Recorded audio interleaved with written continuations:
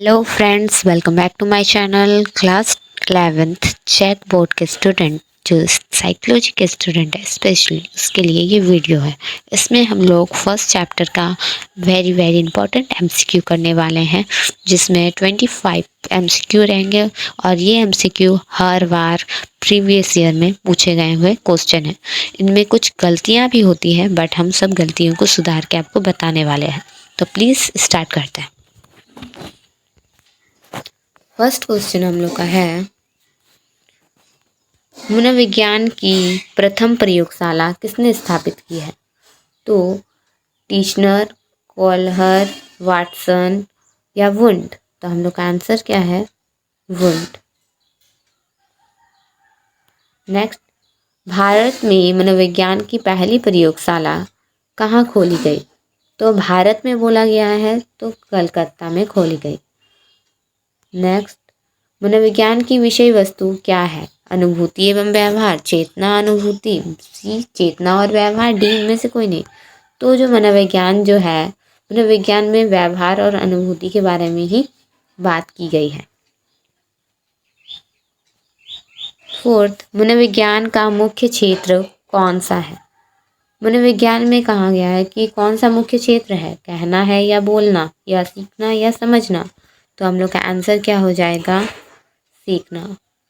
मनोविज्ञान में सीखने की बहुत अहमियत दी गई है। हर व्यवहार में कैसा परिवर्तन लाया जाता है, कैसा उसको समझा जाता है, ये सब मनोविज्ञान के अंदर बताया गया है। इसीलिए सीखना हमारा आंसर हो जाएगा। मनोविज्ञान व्यवहार का विज्ञान है, किसने परिभाषित किया? तो इसमें क्या होता है कि सारे जो मनोवैज्ञानिक हैं, किसी ने व्यवहार के बारे में बताया, किसने अनुभूति के बारे में, किसने विशेषणात्मक के बारे में। इस तरह के बहुत सारे मनोवैज्ञानिक कई कई परिभाषाएं दी हैं। तो व्यवहार की परिभाषा दी है हम लोग का वाटसन ने दिया है व्यवहार की परिभाषा। मनोविज्ञान की किन शाखाओं में बच्चों के विकास का अध्ययन किया गया है?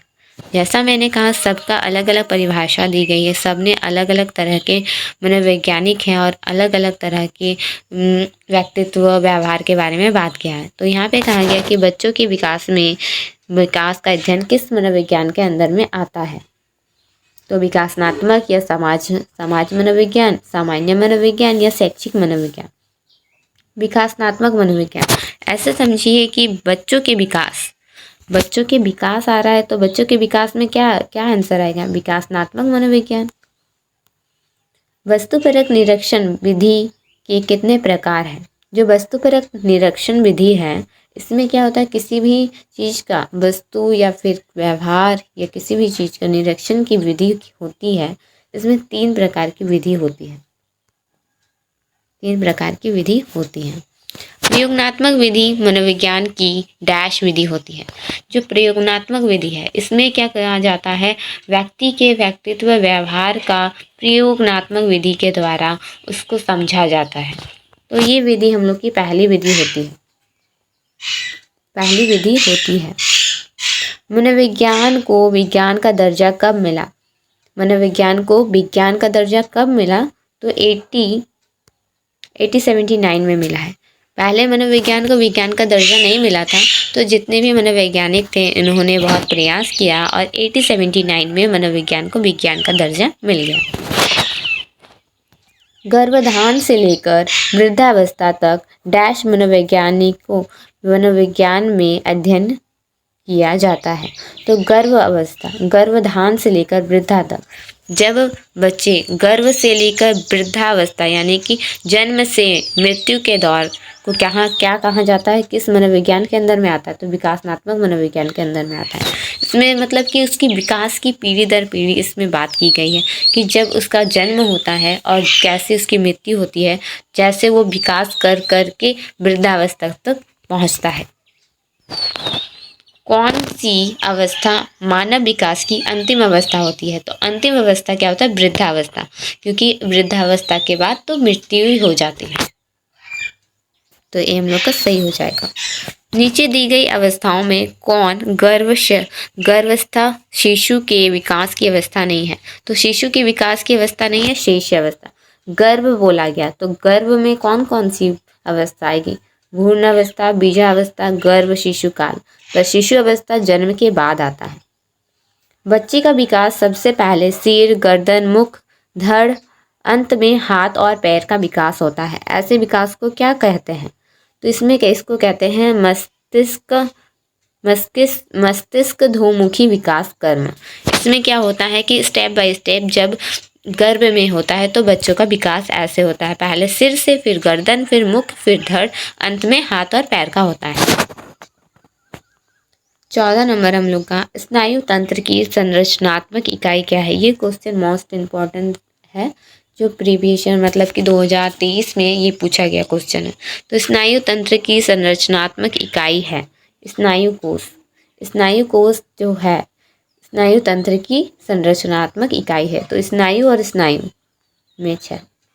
विकास हार्मोन किस हार्मोन को कहते हैं? तो ग्रोथ गैलैंड यानी कि विकास हार्मोन। तो इसको कहते हैं हम लोग को सेमोट्रोपिन। कैंसर ठीक हो जाएगा। रक्त को साफ करने में कौन सा अंग कार्य करता है? तो जब रक्त को साफ करने की आती है तो हृदय में क्या होता है, एक हृदय का जो स्ट्रक्चर होता है इसमें क्या होता है, वो धड़कता रहता है, तो वो पुश करता रहता है रक्त को साफ करने में। निम्नलिखित में से कौन सा मानव नेत्र का भाग नहीं है? तो नेत्र की बात आती है तो रेटिना, ये सारे नेत्र के संबंधित है। पर जो डी है हम लोग का, डी नेत्र से संबंधित नहीं है। संवेदना कैसी मानसिक प्रक्रिया है? तो ये संज्ञानात्मक। संवेदना यहाँ पे संज्ञानात्मक दिया है, पर संज्ञानात्मक नहीं होगा, भावनात्मक होगा। संवेदना में आ जाता है हंसना, रोना, खाना, ये सारी बातें आती है। हंसना, रोना, गुस्सा करना, ये संवेदना है। तो हम लोग का भावनात्मक प्रक्रिया है ये। प्रत्यक्षीकरण के कितने संगीत प्रक्रियाएं होती है? तो प्रत्यक्षीकरण के 4 प्रक्रियाएं होती हैं।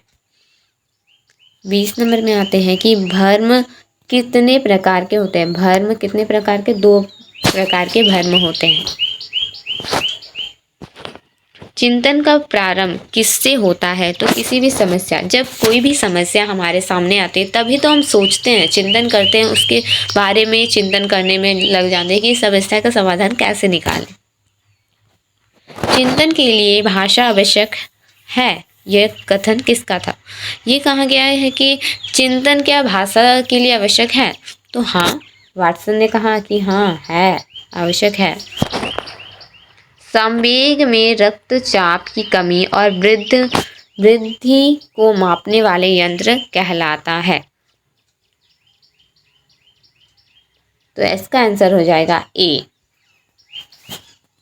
24 नंबर, पुरुष की यौन ग्रंथि कहलाती है अंड ग्रंथि। पुरुष की यौन ग्रंथि क्या कहलाती है? अंड ग्रंथि कहलाती है। फिर 25 में आते हैं, लास्ट क्वेश्चन हम लोग का है 25। भूख लगने पर व्यक्ति भोजन की प्राप्ति की ओर अग्रसर होता है। इस कथन में भोजन क्या है? आवश्यकता है। जब भूख लगती है तो हम लोग क्या खाने का ही हम लोग के दिमाग में चलता रहता है कि अब क्या खाएं। तो क्या ये हमारी आवश्यकता है। तो ये हम लोग का लास्ट था।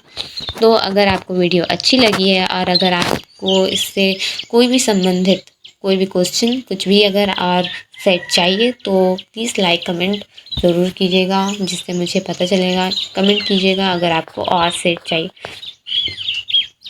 इसके 5 सेट मेरे पास हैं तो मैं बता दूंगी। और 2023 के भी मेरे पास क्वेश्चन, प्रीवियस ईयर के क्वेश्चन पेपर है, वो भी मैं आपको बता दूंगी। अगर आपको चाहिए तो प्लीज़ कमेंट कीजिए। Thank you.